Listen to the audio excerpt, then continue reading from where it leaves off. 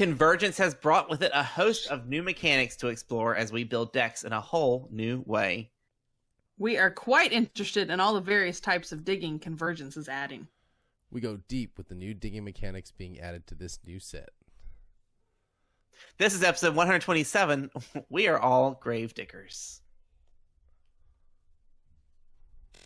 You have been well trained. No. You don't have to carry a sword to be powerful. I won't fail you. Or do not. I'm not afraid. There is no try. Makes it sound like... Oh, sorry. We are in. Welcome back to another week of the Chance Cube, episode 127. Here, Convergence is alive and well. Deck building is afoot, as they say. No, the foot or who the Ninja Turtles fight. You have the wrong IP.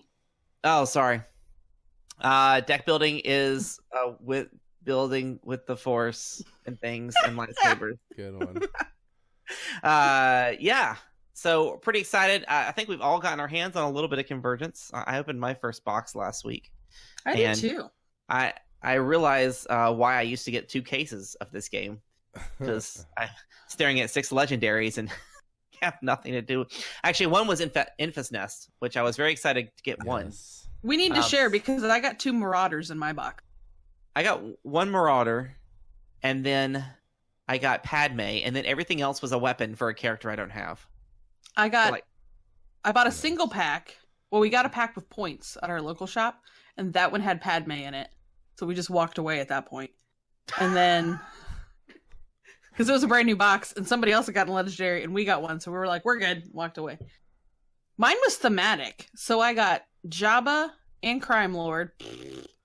I got Phasma and her Pike. whirly stick. Yeah. I can't think of what it's called. And we got everything that was Dengar, including Dengar. We got his ship, his little fire thingy, and Dengar. And then I got the 2 Marauders. And I got an Ahsoka too. So I was pretty happy with the box overall. The Crime Lord could have gone away. Yeah. No, not a big fan. I'm just not. Thank you, Quicksilver Baton. Good lord, I couldn't think of what it was called. I think I'll call it her twirly stick, however, when I play her. And I got to play her, so I went Wednesday. I stopped by Wednesday night. We did the show Tuesday. I did not have time to try to go through what we had in an attempt to build some form of a deck that was standard, because our Destiny stuff was still just chaos everywhere. So I just thought I'd pop in because I was curious to see what everybody was playing, and one of the guys had an extra deck. So I got to play a Phasma Trooper deck Wednesday. Nice. Oh my gosh, she's so much fun.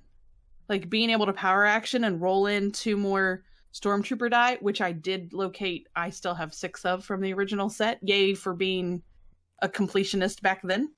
So All those times have fallen.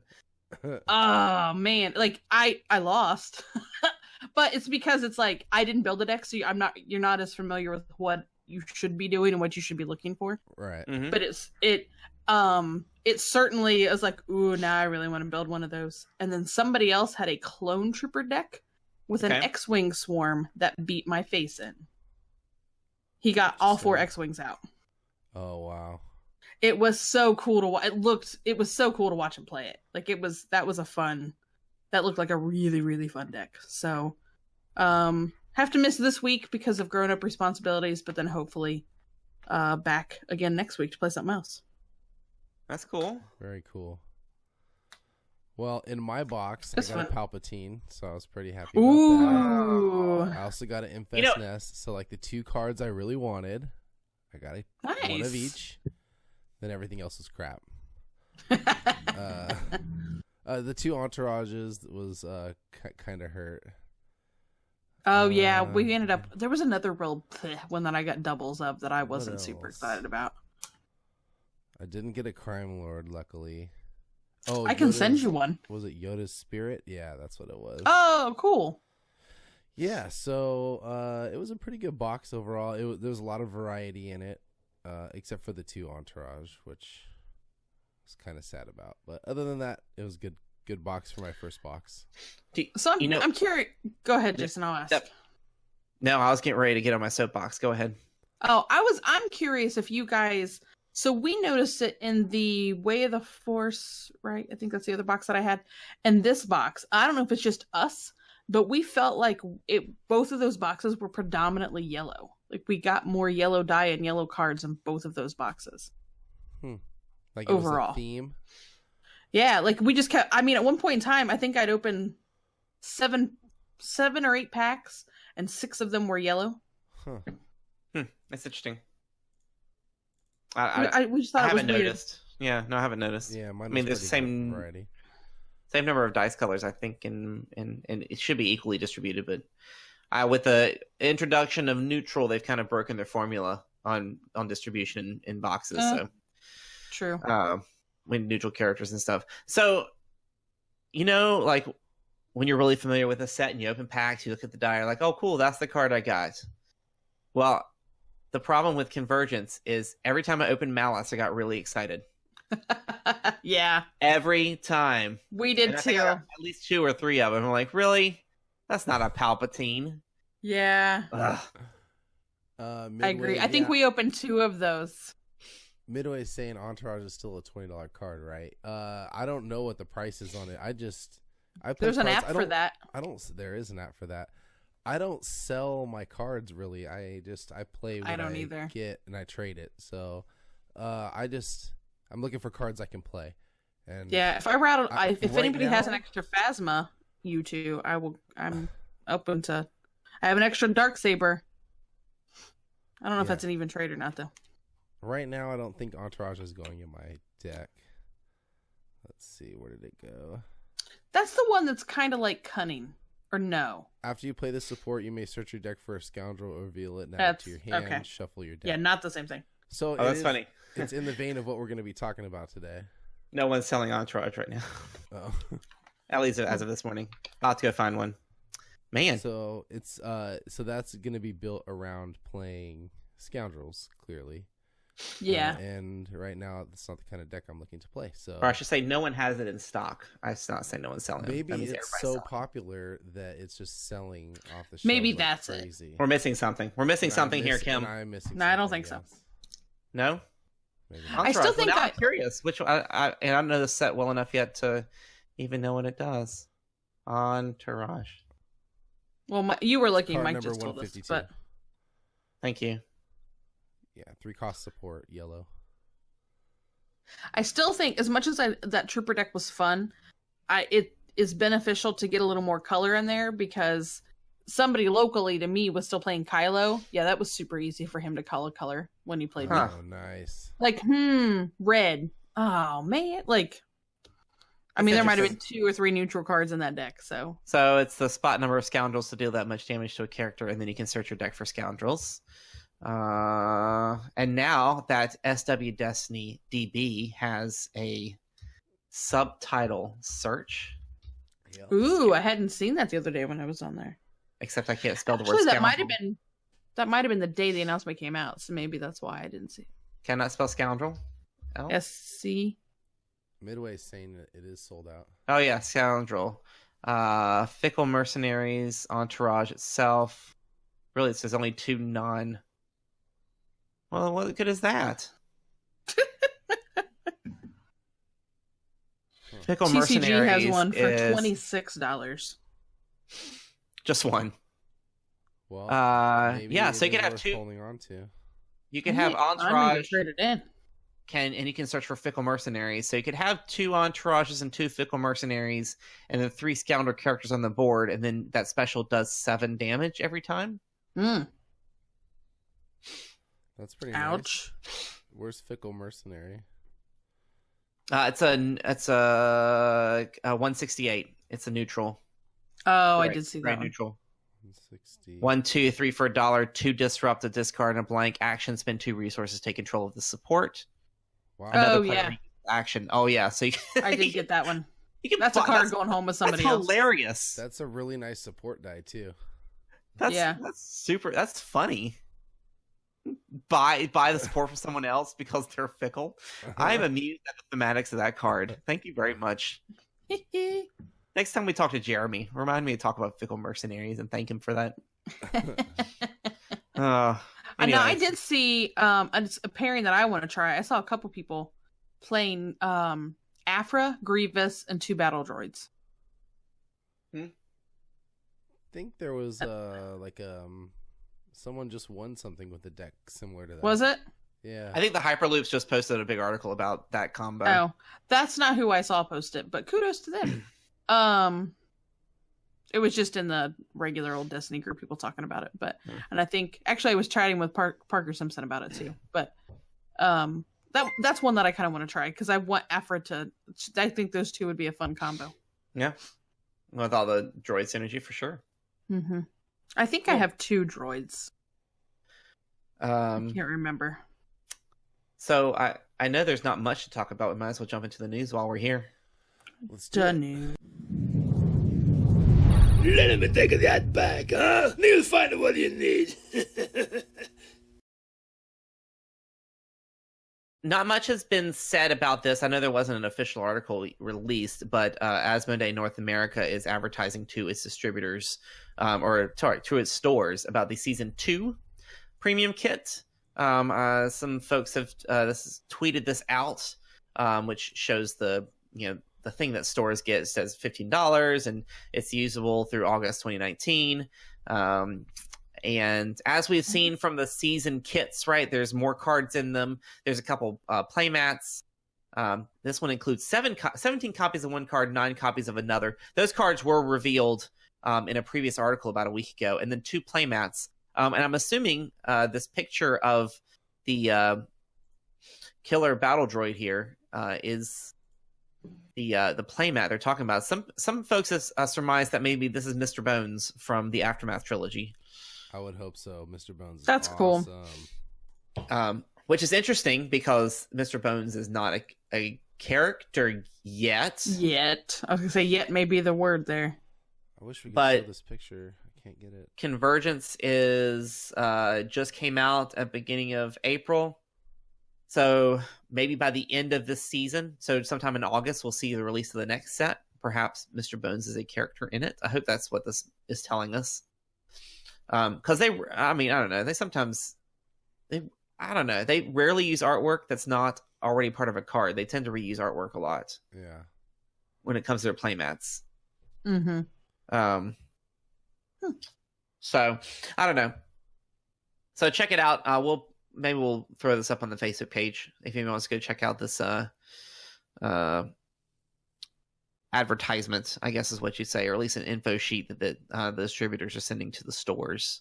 I imagine we'll probably hear something from FFG soon about this, considering I'm being hopeful that their PR team is getting a little bit better with hopefully distributing information. So I don't know. And a list of other things. I have other news. It's on the same wave, but from a trusted, reliable source. And I believe I did see Your Destiny also share this information that at least for Europe, the new draft kits will be available April 25th. Oh, that's soon-ish. So I don't know if that'll be a situation where they get it first, because I know sometimes they've done that where it's available somewhere else before it's available to us and vice versa. But it sounds like it. Some people were really starting to worry, saying it wasn't gonna be till summer. That doesn't seem like that's gonna be the case. That wouldn't bode well for drafting overall, because I don't think Convergence drafts well with Rivals. No, it probably doesn't. I haven't got to try it yet, but I could. Yeah. So I mean, hopefully that'll do a. Monk says he has friends in low places saying the same thing, Kim. So I wonder. I bet his friends are my friends. Could be. And this is a small world we live in. Yeah, so that's exciting. Hopefully, Allies of Necessity comes out. I think that's when draft will really come to its pinnacle for this season. I know Convergence would be a lot of fun to draft with that. I haven't participated in a draft with Rivals yet. You have them with Rivals? Sorry, you mean I haven't Convergence participated in a draft with Rivals and Convergence. Rivals Convergence draft, yes. I haven't either. He says he has the exact date. He got the 25th is the magic day. The magic day. Ooh. Hey, be careful, Magic fans will get really angry about that. I really appreciate it. Yeah, thank you. So maybe the 25th.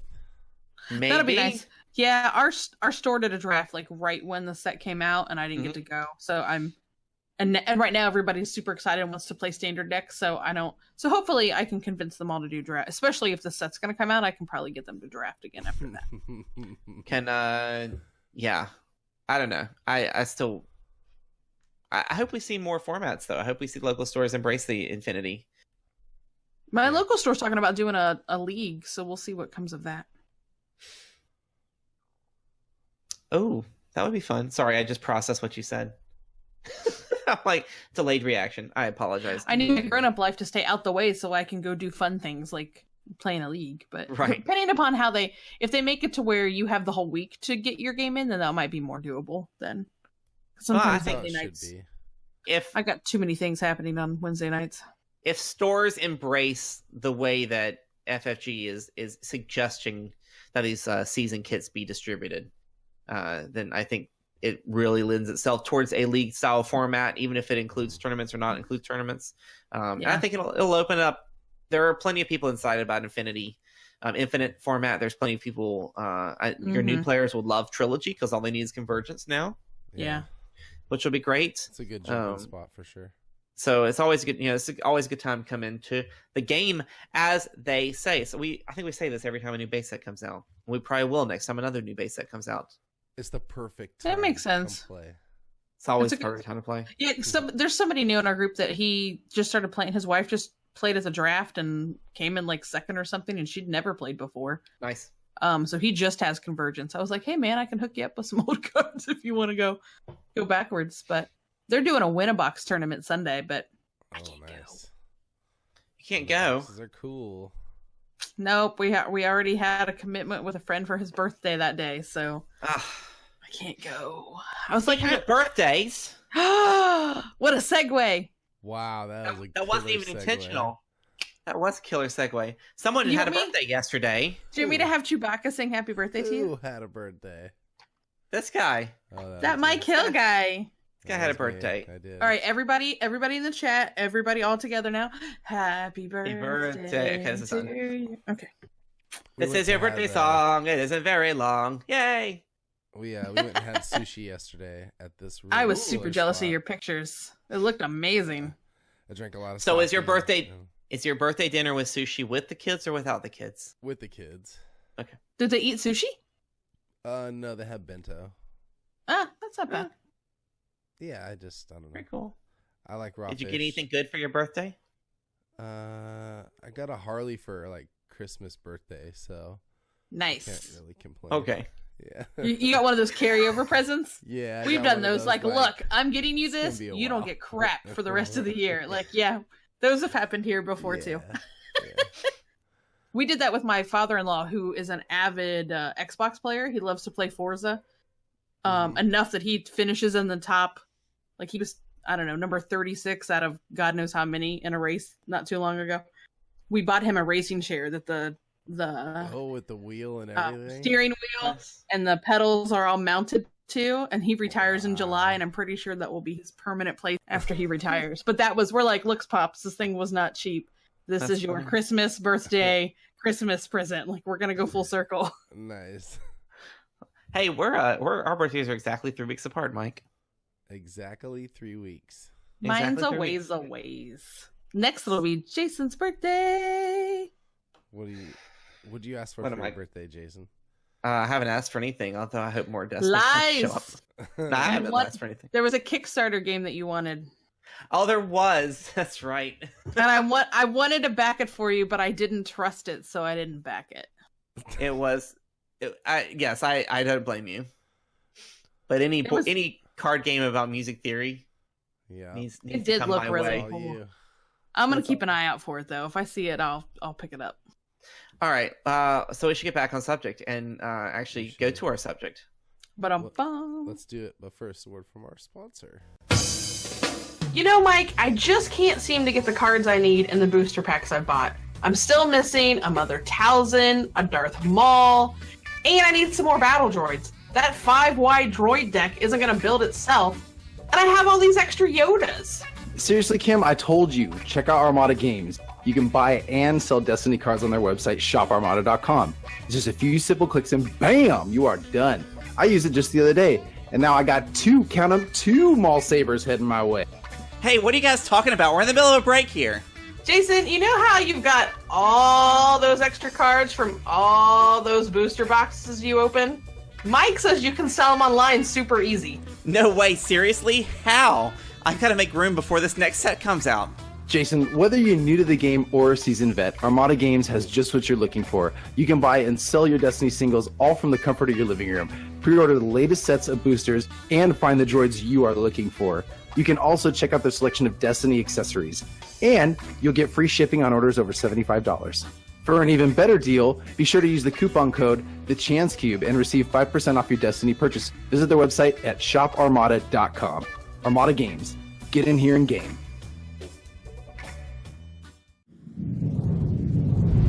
But you know what I always say. Speak softly and drive a big tank. This week we are discussing some of the newer mechanics that have come to convergence into Star Wars Destiny. Things that when we first played this game, and we were first talking to Lucas, the original designer, he was staying away from all these types of mechanics. And then Jeremy came on board and he said, forget that. We need these types of mechanics Make it in more the like game. magic. Make it more... Everybody else has them. We should have them too. Yep. That's pretty much what Jeremy's been saying, I think. Only we're going to have them cooler. So a couple of different types of mechanics that we're going to be looking at today. There's lots more grave digging, for lack of a better term, looking into your discard pile, more scraping, more searching your deck, whether directly or, like scraping off the top. And then the we're calling it a sideboard. It's not really a sideboard, but what Lightsaber Mastery has brought into this game. So first, we will look at the 3 cards in the set that allow you to go into your discard pile, find things, and enjoy life. Enjoy life. All right, the first of which, go ahead. Oh, I was just gonna start with the first one. I'll take Go for it. All right, so the first one we're going to talk about is the Death Watch Hideout. It's a neutral battlefields from the starter set. When you claim, you gain 1 resource. Spot Satine Kurizi to place a card from your discard pile to the bottom of your deck. So basically, you clearly have to build around Satine to make this work. But if you have Satine in your deck, or in your team, this is like anti-mill every single time. You just claim, gain a resource, and you're putting a card on the bottom of your deck until Satine's dead. But I mean, it's such a cool battlefield, and especially for a starter deck battlefield, it's like brings a lot to the game. Yeah, I agree, and I like, they really took Theed's Palace down with the whole power action and gain a resource. So we're kind of back to this. You gain the resource at the end of your turn when you claim with a battlefield like this, and also knowing that your opponent isn't going to likely have Satine if you've come to the game, so they're not going to get the same kind of benefit. Satine is 8/10 with a 9 health value. 2 indirect, a focus, a resource, 2 for $1, 2 resources for $1, and a blank. And after you activate this character, you may reroll one of your dice. It's a starter deck character, right? It's nothing really terribly exciting about it, but I do like the fact that you can go into your discard pile and pick any card out and put it back in your deck. And now, it's at the bottom, so it's not something you're going to use unless you use some other mechanic to dig for it. Yeah. That fits in really, really nice, though, with like a 3-wide deck. Only 8 points. I mean... And the focus sides and the ability to then re-roll. Yeah, a resource, then 2 for $1, so double resources. 2 indirects, still not bad. And you get that re-roll. So, yeah, 8/10 in a 3-wide for 9 health is bringing something to the table and access to yellow. And we see that yellow is pretty strong in this new set. I think yellow's the new blue. I'm saying it right now. It's very strong. So I don't like that it's hero, but it's all right. It's all right. Oh yeah, this is Satine. Satine is a hero character, so even though this is a neutral battlefield, you're not going to. You wouldn't be playing this if you weren't playing Satine. It would be pointless. It would be interesting though. You mentioned like if anybody else had brought Satine to the table, because then you would both benefit. Well, no, it would just be the claim, so it would just be me that's still getting it. Yeah. And if someone else brought Satine to the table, there would be no reason for them not to be playing that same battlefield. Mm-hmm. Right. So you would just probably take the shields. Yep. Because you're still going to get your battlefield.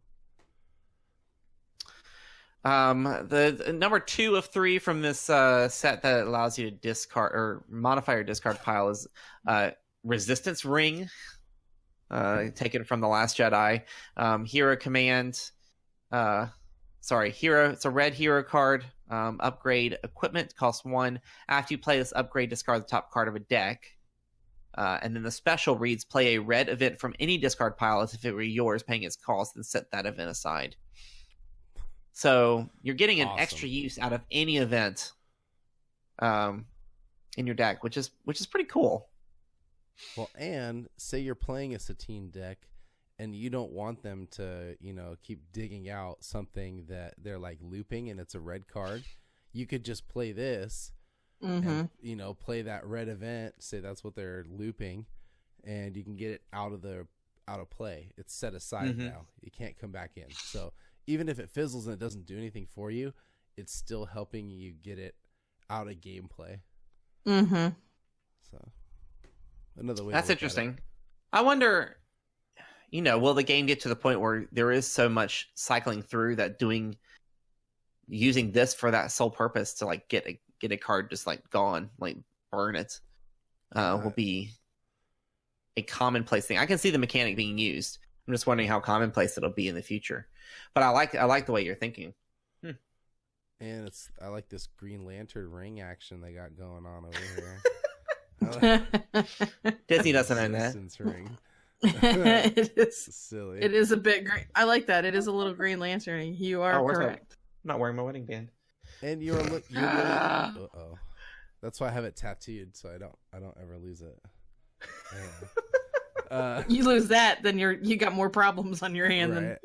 Yeah. There's been or not on his hand. Or not on your hand. Hey-o.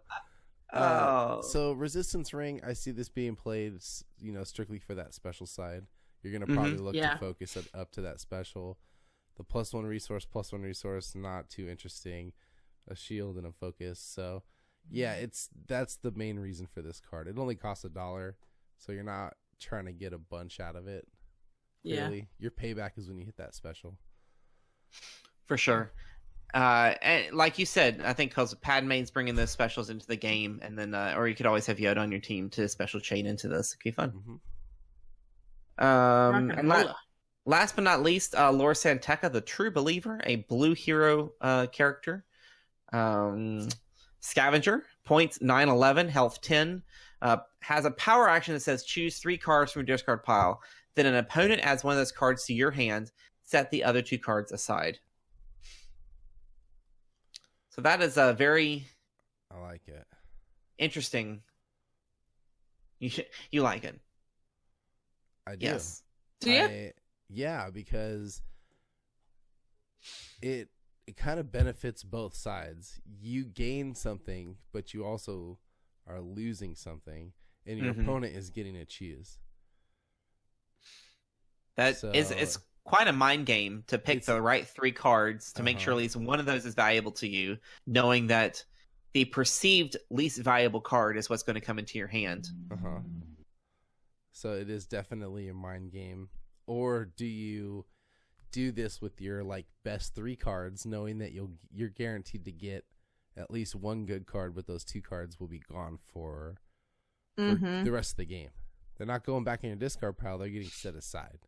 So it can never be chosen for this with power action again. Correct. Yeah. Yeah. So I feel like you wouldn't ever choose if you have 2 of the same card in the discard pile, you definitely want to leave one of them there. Yeah. Huh. Because you hold up both of them. I know clearly what you want me to choose, and whatever that third one is. Unless you do, I'm going to sacrifice these two to get this one.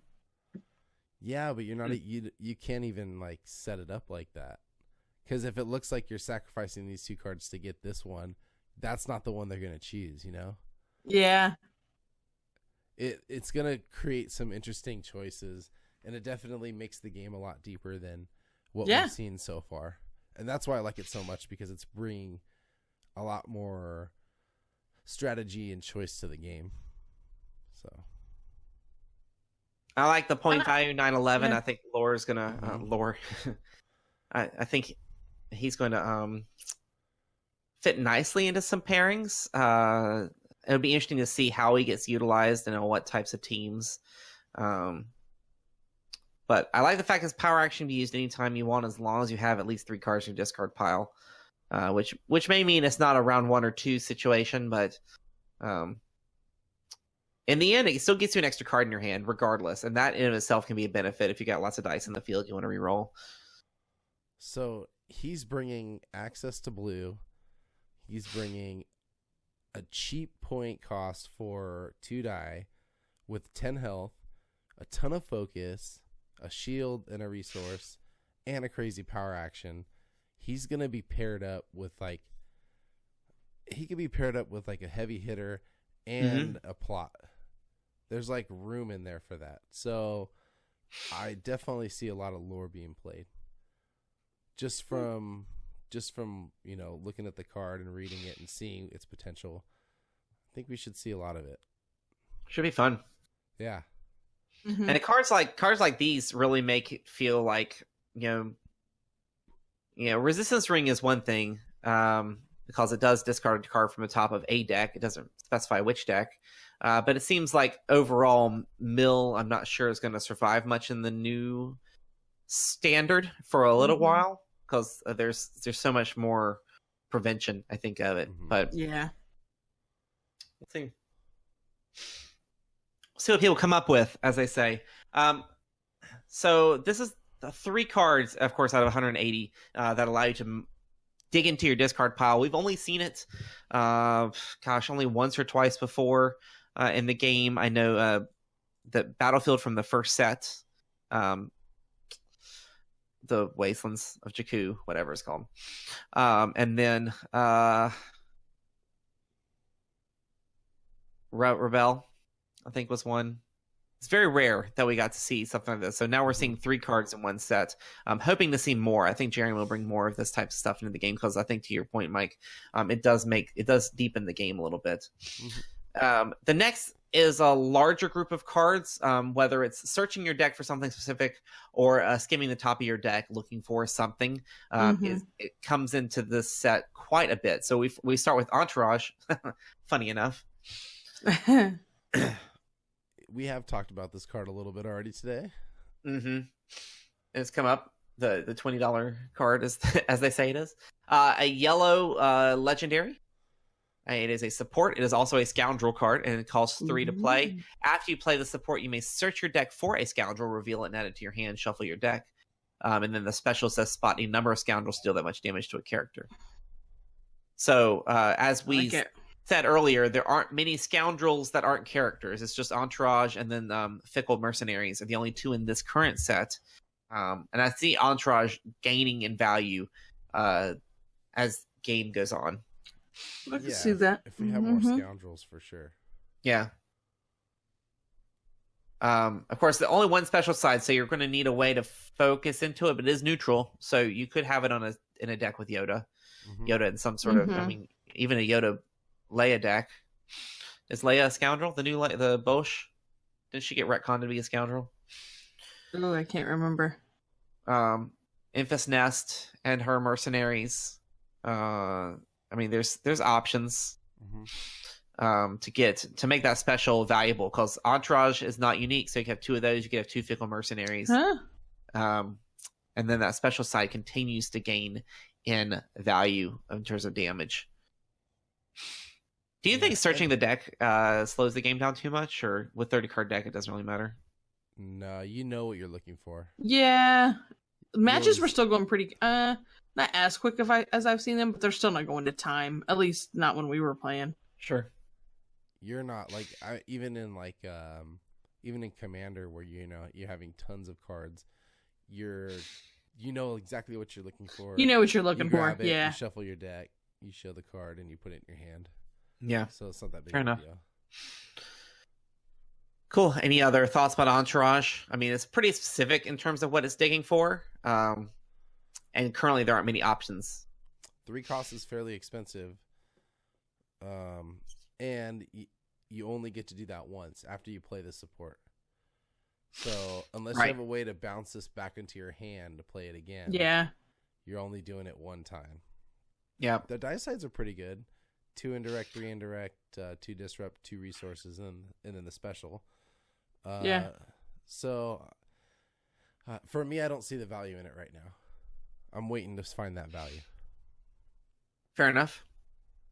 And the next in our hunt and find cards, our tutoring, as they say, is Bounty Board. This one excites me a little bit because I really have my eye on like a Asajj Dengar deck. I think would be fun, just because they're bounty synergy. Bounty Board is one resource called Support for the villains. Has an action, exhaust the support to search your deck for a bounty, reveal it, and add it to your hand, shuffle your deck. Awesome. There are 3 bounties in the game currently. And a card like this, it's interesting for what it does as it is right now, but it's interesting for what the potential for this type of design space in the future. Being able to search your deck for a certain subtype, I think is cool. We had that with the Lightsaber Pull, was the first tutoring card we ever got. Right. And now we have a support that's going to sit on the table, and every turn you can pull out a certain kind of card.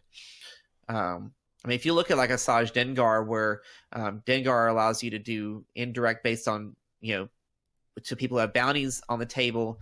Asajj allows you to remove dice from people who have bounties on them. Being able to use Bounty Board to get that consistency built up in your deck is pretty cool, and really speaks to their desire to bring more consistency into a game that is predominantly utilizes dice rolls. Mm-hmm. And I don't know about you guys, like, I mean, to a point, yeah, I can pull a bounty out and that's going to come in handy for me, but I just wonder if some people will want the ability to shuffle the deck. Because I don't know if you guys have ever encountered what I have, is you're playing, you're like, where are all the good things? Like, I'm just pulling up the stuff I'm not pulling up the stuff that I need. So having an opportunity to shuffle your deck may help bring some of that good stuff. So when you shuffle your deck, do you offer it to your opponent to cut again? Or do you just shuffle your deck and set it back down? Every time, offer your deck to get shuffled or tapped or cut or whatever they want to do. Poke. Every time. Just do it. Speaking of pushing buttons. Jesus. Yeah, I do like what you're saying, Kim, about what if you just need to shuffle your deck. Because it just says search your deck for a bounty. It doesn't, like, if you know there's no bounty in there, or if your opponent knows there's no bounty in there, they can't say, no, there's no bounty in there. It just says search. And reveal it if you can. If you can't, then it fizzles. Shuffle your deck, and you're done. So you do get a chance to bring that stuff up to the top if you need to. Because that's totally happened to me. And I'm like, I have a great card. Where are they? There are 2 of them in here, and they're like sitting at the bottom of your deck. So that's really interesting when you think of the discard, like the Deathwatch Hideout. I know Deathwatch Hideout and Satine is a hero, but there are plenty of hero characters that let you bring in villain cards to your deck. Mm-hmm. And just bringing in Bounty Board for the sake of that discard card you put at the bottom of your deck to reshuffle your deck so you have a better chance of hitting it at some point sooner. That's actually a really interesting thought. I have those. Like you said, you can search your deck and fizzle out. You still have to shuffle your deck regardless. Yeah, just imagine if you had this when you played an Ancient Lightsaber. Yeah. Oh, man. You could Ancient Lightsaber, then Bounty Board to reshuffle to hopefully draw it back up real quick. And just keep looping it. Huh. I think you're onto something. Maybe. think we all kind of figured that out together. That was a joint. Oh, it was a group effort. That was a group effort. It was a bi-coastal effort. Yeah. Sentinel Messenger is a villain blue character. It is a droid, oddly enough. 8 points, 8 health. You cannot play blue abilities on this character. After you activate this character, look at the top card of your deck. You may play that card paying its cost. So here we start into the set of cards that... would you say this is skimming? Like skimming the top of your deck? Scraping? Is that the proper card game term? That's what I've heard it called, is scraping, yes. Mm-hmm. So scraping the top of your deck for, whatever it is. So in this case, after you activate this particular character, look at the top card of your deck, and you may play that card, paying its cost, or may not. You don't have to. But it gives you the option to play a card that's not in your hand. Mm-hmm. Or at least you know what you're going to draw next. If you don't play it, then you can plan accordingly to, maybe I shouldn't spend that resource because I'm really going to want to play that next hand. Can't pay for it right now, but I'm going to pull it into my hand next round. Don't forget that's a free action too. Because if it's so if you have the money to pay it, do it because it's like an ambush. Free action. Yeah, it's basically. Oh, that's a good point. It's ambush whatever is on top of your deck. Mm-hmm. That's actually a really valid point. So that gives you, so if you can pay for it, if it's me playing, I probably can't pay for it, but then I know don't spend those resources because the card that you want is right here. Yeah. And he's 8 points. He's not bad. I ended up with one of him. Does he fit in with the new Palpatine? New Palpatine's 22 for Elite? 22. Is he? Yeah, I forget. I lost it. No, new Palpatine's 18 for Elite. Well, that's even stupider.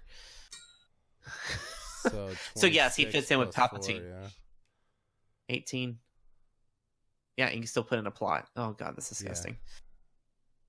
Yeah. Interesting. And his dice sides aren't bad at all. That's not a bad. It's not a bad card. No, not at all. No, that's a great support character. And just think, you can activate Sentinel Messenger. Say a nice, upgrade comes up, you play it onto your Palpatine, and then on the next turn you activate Palpatine. You don't have to draw that card up into your hand, next turn play it, pay for it, the following turn. You get to jump ahead. Yeah. Awesome. Yeah, pretty cool. And that takes a lot of heat off of if you paired it with Palpatine, it would take a lot of heat off of him too, because you don't want this guy every time he's activating to get to play the card off the top of his deck. Yeah. Right.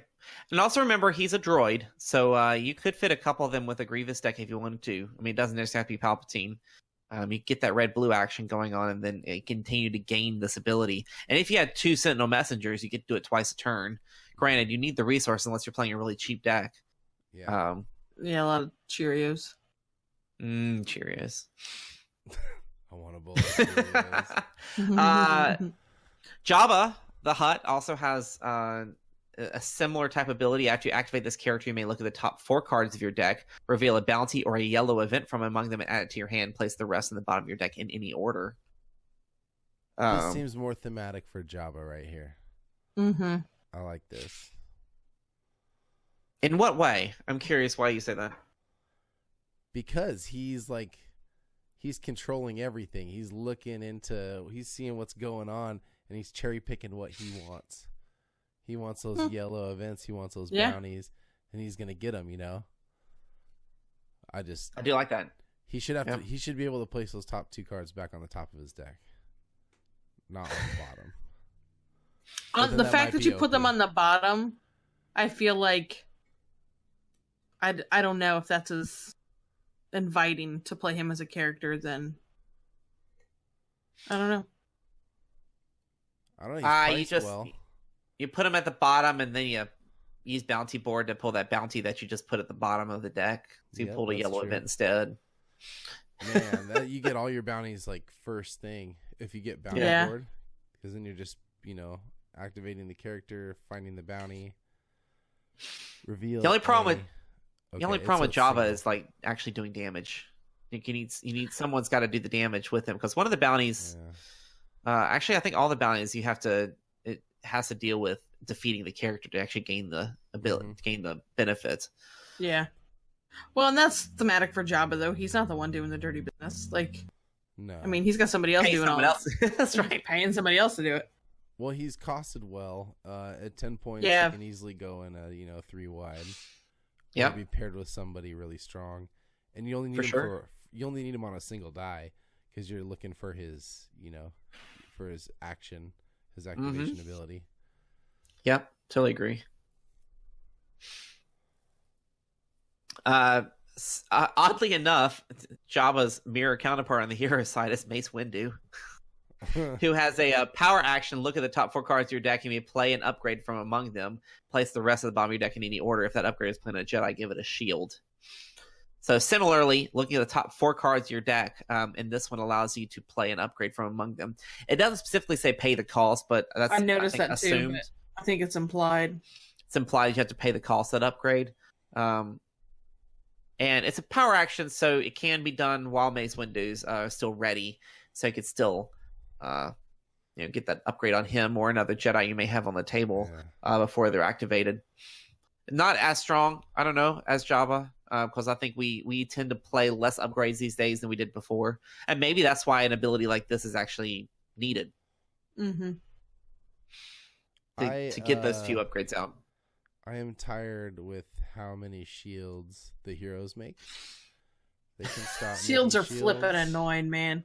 All the time. I hate it. I played an old Luke. I'm trying to think who he was partnered with.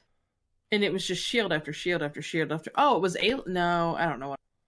It was shield after shield after shield after shield. It was so flippin' annoying. I don't know. Was it a lot of shields? Obi makes shields. Like, there's just a bunch of heroes that make a ton of shields. It's very irritating. Stop Sorry. Shields. Yes. Stop being so powerful. Ooh, sorry. People. My apologies. Mace Windu. His points are, decent. He's strong. A single stick, double sticks, 2 focus, and a shield. I mean, that's nice. Plus that power action. He's gonna do some work for sure. Okay. What? It's a resource, not a shield. Oh, resource. It's because he got so it makes sense that he would have a shield. Mike got so so fired up about shields. He's seen them everywhere. I don't look forward to playing against Mace Windu, that's for sure. Yeah, there's been a lot of discussion on whether or not he's going to, see as much play as his predecessor or more. Hopefully more, but yeah. That first Mace, I wanted him to be so good, and it just never quite worked. It just never was. Yeah, he was too expensive, and yeah, it was fun though. Fun one to play. Last but not least, in this category, Lore Hunter. Hero upgrade ability costs 1. After you activate the attached character, you may look at the top 2 cards of any player's deck, discard one of those cards, then add the other card to that player's hand. So this one's pretty interesting in terms of whether you're looking at it from a mill perspective or just ensuring that of the 2 cards you see that they get the least desirable of the 2. This is where you go in and grab all the spot of this color character when that character's dead. That's the one you give them. This is a cool upgrade. It's a cool ability. I think it is definitely more of a control standpoint than a mill standpoint. I would agree. Hopefully, villains get a card like this soon. So I'd like to play this card. I guess I'm gonna have to play hero. And it's Womp. It's not unique. So you could have 2 of them on one character. So you could even hit 2 cards in one activation, which would be kind of cool. Ooh, that's rough. Now you are giving them the downside is you're giving them an extra card in their hand for that turn. So they do get that extra discard reroll. What? That's why you just they could discard to reroll. You're right though. I was like, that's why you at least give them one that's you can't do anything with this other than discard to reroll. Yeah. But if they're looking for that, this would be a great type of card to bring in if, the opponent was really searching for a particular card. This is a great way to kind of start picking those cards out of their deck, whether it's a deck that relies on a particular combo, or that they've got some sort of planetary bombardment or Vader's Fist coming along the way. I can't believe this is a common card. Mm-hmm. I would have said at least uncommon, because to me, if you're playing Blue Hero, I don't see why you wouldn't play 2 of these. Yeah. Especially for one cost. It's cheap. Yep. It's fun. It's cheap. Yeah. That's a fun one. So that's 1, 2, 3, 4, 5, 6, 7, 8, 9 cards out of 180 that allow you to have a little more control over the cards that are coming your way. I think this stark contrast to previous sets really shows the direction that Jeremy wants to go with this game, in terms of adding these elements back into the game that were originally not playing for it. And I think it's important for a game that's going to have some length to it. I mean, like I said, they're already talking about set 10, probably even set 11. So they're really looking forward to what's coming along down the pike. You guys have any last thoughts about these? I think we'll have to save our next category for another day. I think so too. We're already running kind of long on this. My last thoughts: I absolutely love this mechanic. I love where the game is going. I was very excited to talk about this mechanic today because I think a lot of people are going to come back to the game because the game is getting a lot more intricate and it's getting more competitive and more fun, in my opinion. So, I look forward to seeing a lot more of these cards in the future. Yeah, I totally agree. I think, to your point, Mike, it's keeping the game exciting so that it's not getting stale with the same mechanics. That they're doing a good job of introducing these enough that it's like it was just lightsaber pull at first, and now you have more cards that let you kind of go digging around for stuff. And it's a cool mechanic. It's I didn't play very many CCGs before this, so I can't really relate it to anything. But it's nice to have that option. Especially in situations where we're in I just want that one card, and if it's something that I can go dig for, that's awesome. Yeah, it's a little insurance policy, right? Insurance. Yep. Speaking of bringing some more excitement into this game, let's go take a look at your answers to our question of the week. There can be no mistakes this time. So last week we said with the new point values and is that really what we said with the new point values and infinited? Yep. I hope not. I hope not too. With the new point values and infinite, what characters will you revisit? I'm kind of surprised that a lot of you want to go revisit Luminara. Yeah, a lot of that. She didn't get a lot of attention. What was so good about her?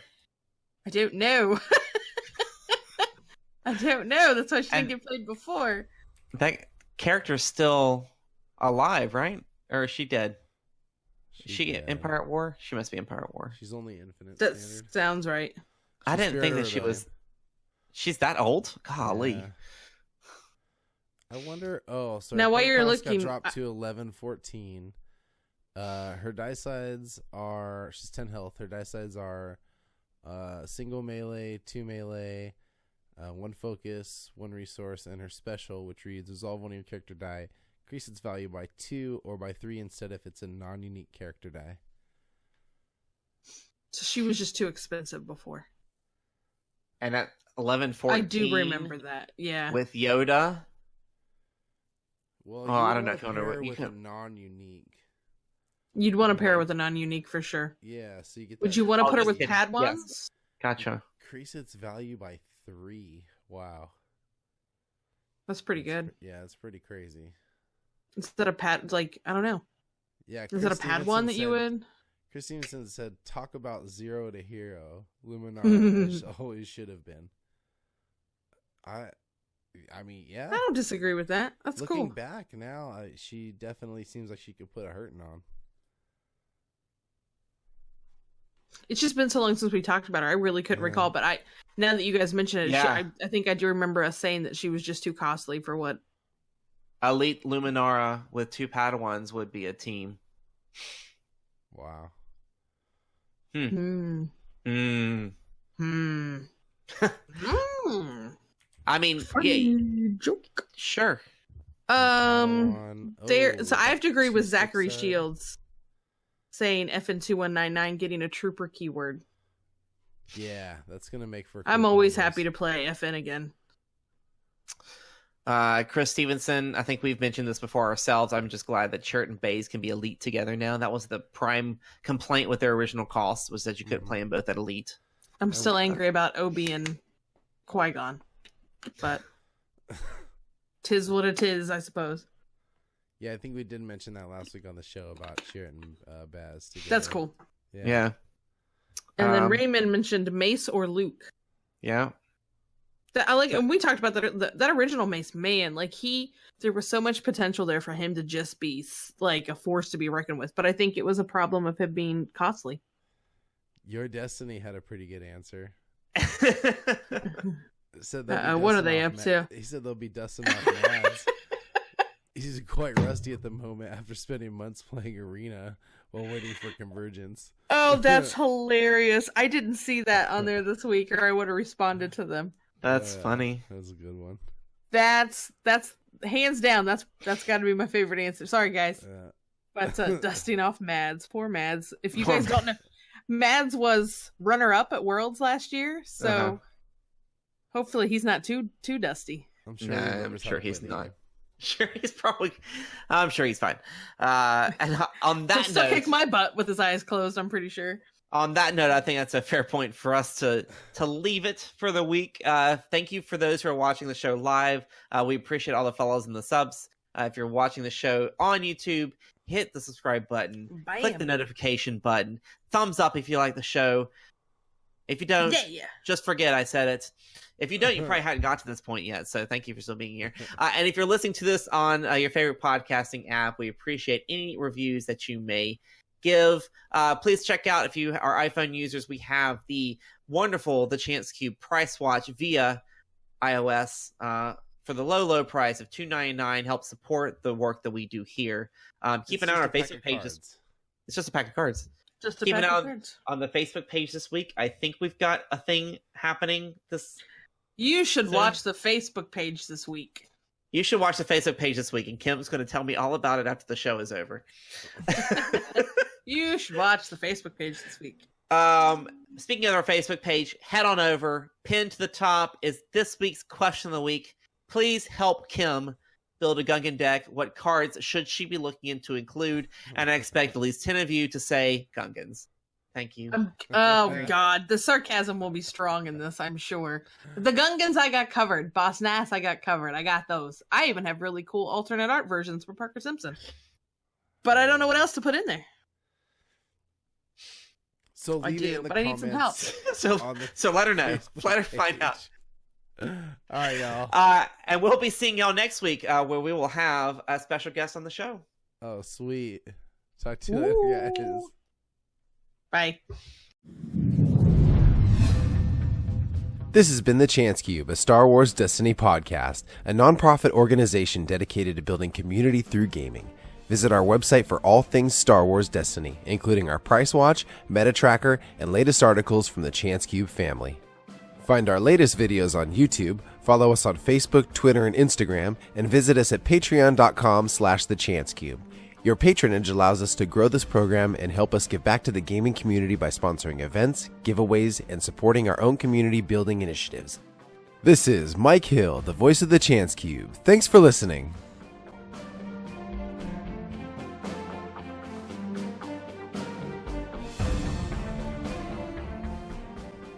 The Chance Cube is not affiliated with Fantasy Flight Games, Lucasfilms, or the Walt Disney Company.